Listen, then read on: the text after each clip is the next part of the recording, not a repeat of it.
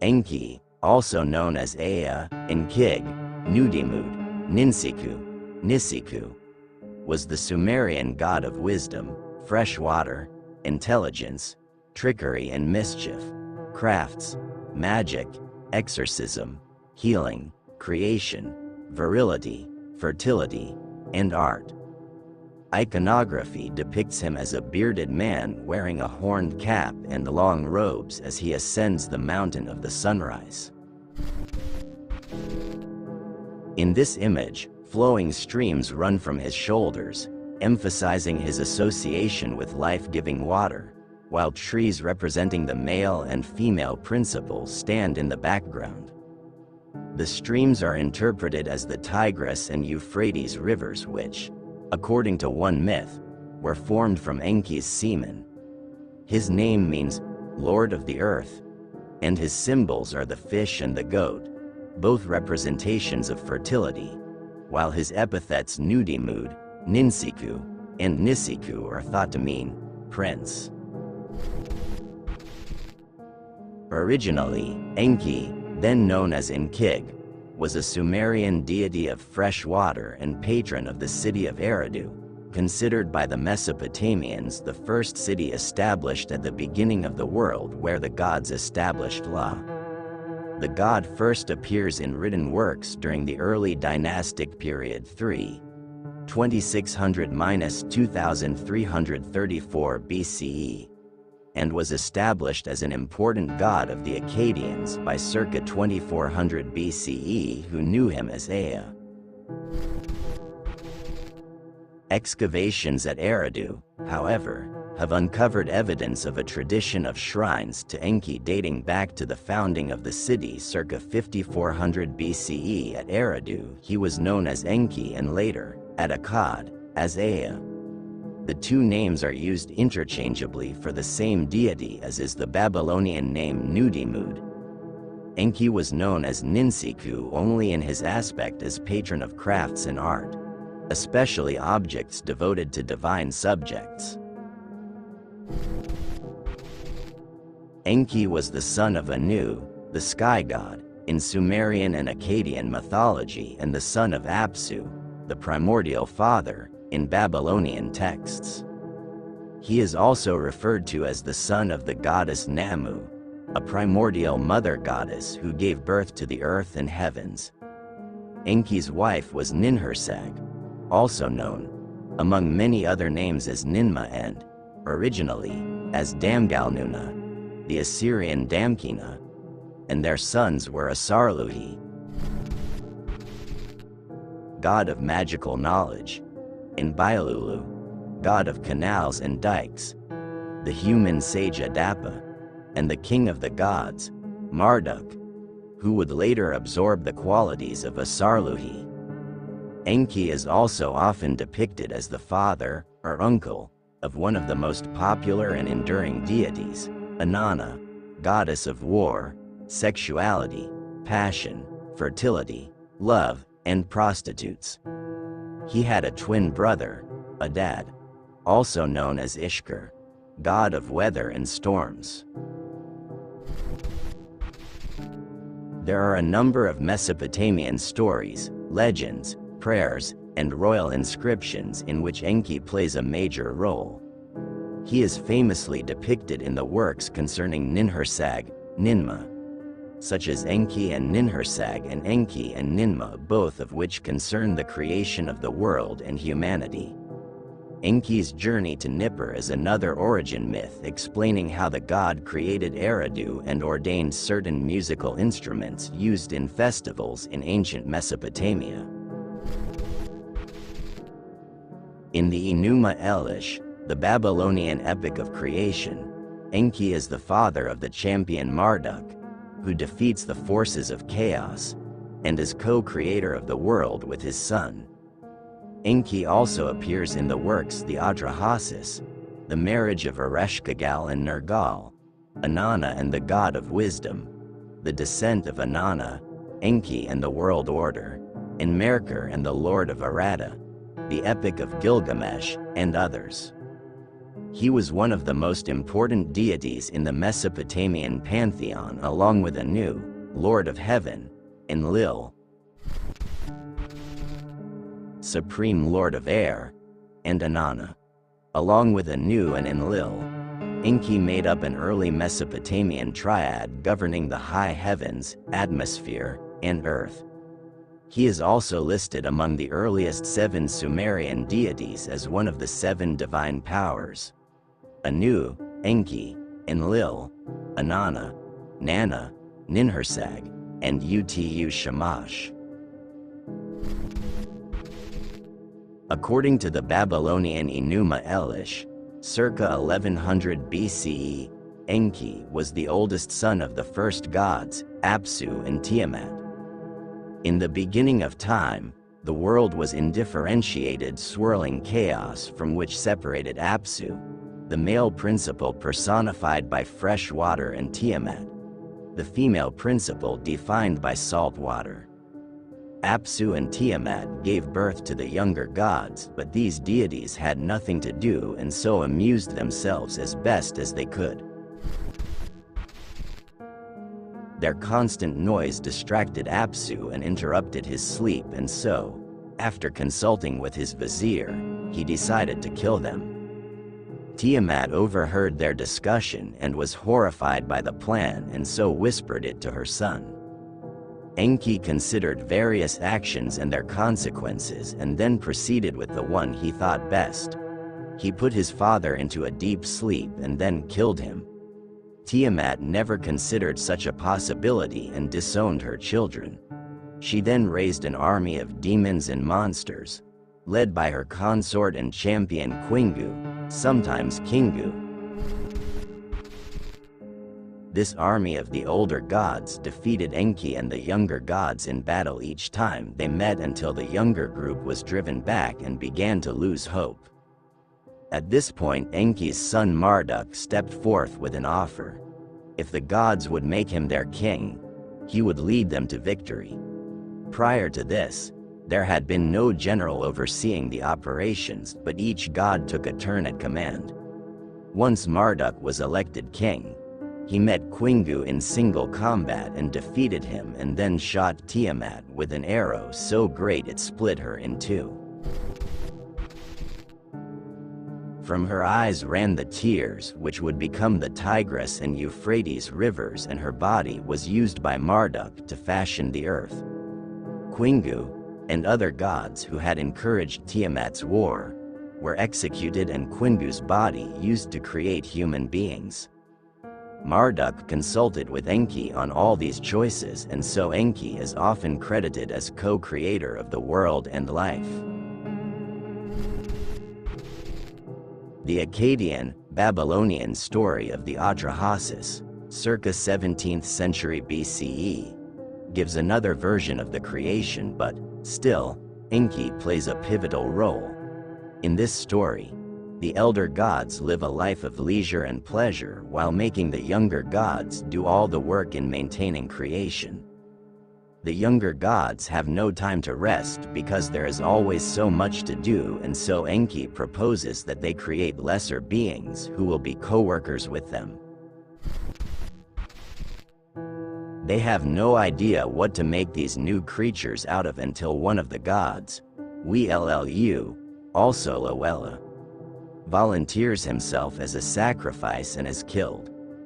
His flesh, blood, and intelligence are kneaded into clay by the mother goddess Ninhursag, from which she creates 7 male and 7 female human beings.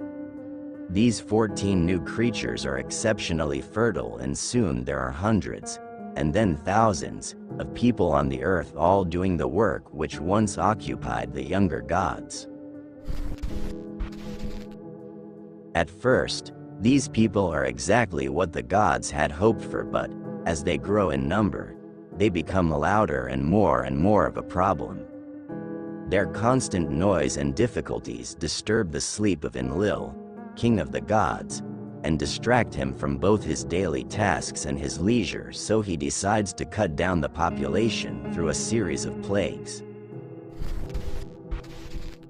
He sends a drought, then pestilence, then famine, and each time, the people appeal to their father god Enki, the one who first conceived of them, and he helps them by telling them what they should do to return the earth to balance and productivity and their communities to full health. Enlil is frustrated as now there seem to be even more people than when he first tried to get rid of them. He convinces the other gods to allow him to unleash a great flood which will destroy humanity, and he is powerful enough to get them all to agree. Enki recognizes the cruelty and injustice of this plan but cannot deter Enlil, so he goes to Earth and finds an honest man, Atrahasis, one who has always been both wise and kind and has devoted himself to Enki piously. Enki whispers to him to build an ark and enter it with 2 of every kind of animal. Atrahasis completes his mission just as the flood begins. The people cry out for help from the gods, but no help is offered. Ninhursag weeps for the people and is inconsolable, and the other gods also mourn, but no one can stop the flood. Enlil recognizes that this flood may not have been the best idea, but it is too late now. Everyone on Earth is dead. The flood waters subside, the ark comes to rest, and Enki whispers to Atrahasis that the time has come for him to open the ship and make sacrifices to the gods. Atrahasis does so, and the sweet smell of his sacrifice floats up to heaven, from which Enlil looks down to see someone has survived. He instantly knows Enki is behind this, and even though he was only just regretting what he had done, he focuses all his fury on him.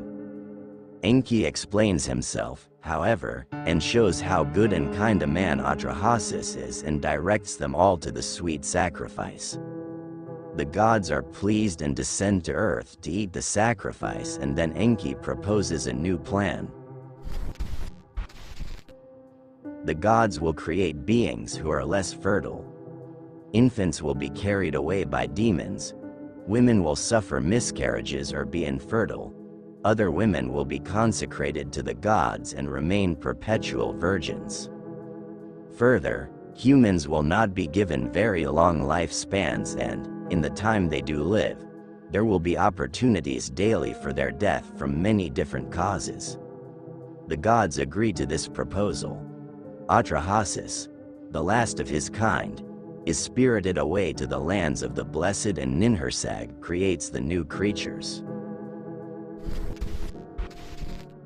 In both of these stories, Enki acts in the best interest of the community, even if that community cannot appreciate it.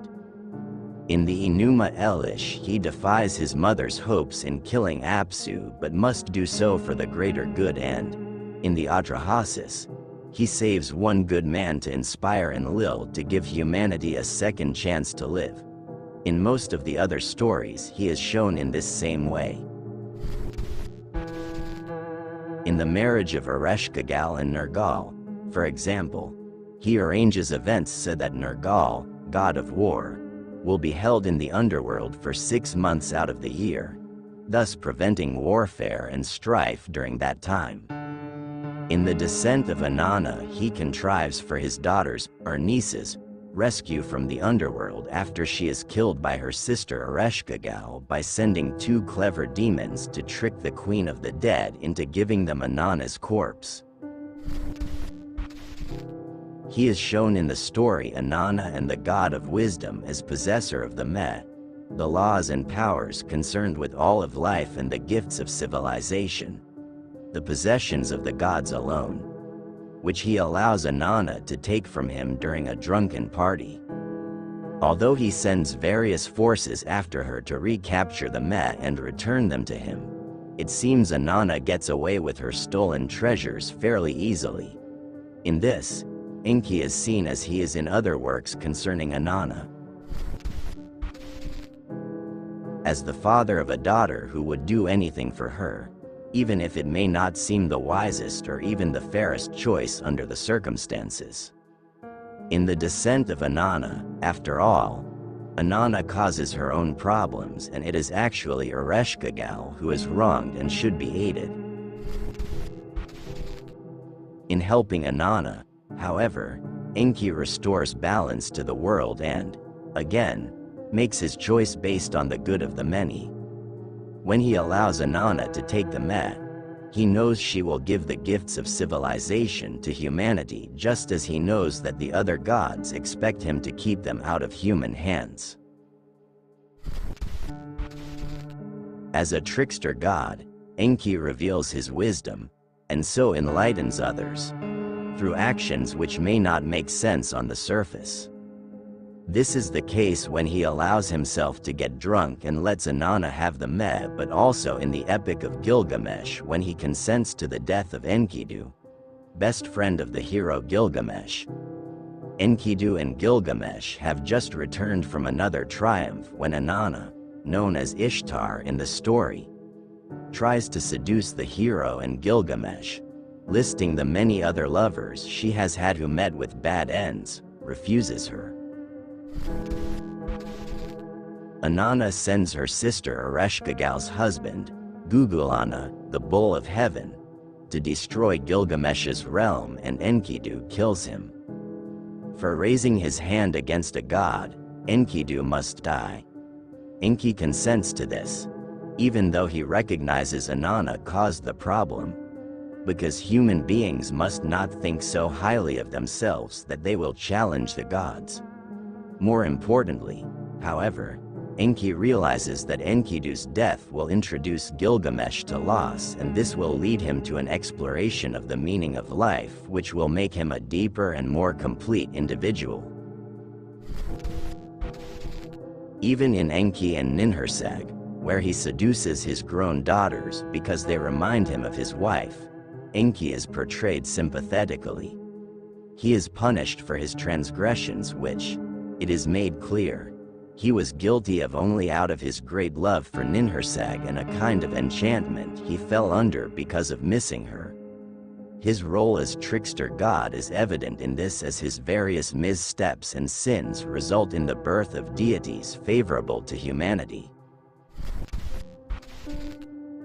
This same is true in Enki and Ninma, in which Ninma challenges him to a game while they are drinking beer, and Enki manages to best her by creating a being she can do nothing to improve upon.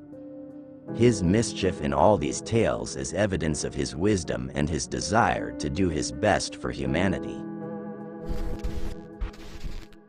In every story or legend, Enki is associated with the heights and depths of universal understanding and is always seen as a friend of humanity. When given a choice between serving the will of the gods or the needs of the people, Enki always chose human interests and always the path of compassion, forgiveness, and wisdom.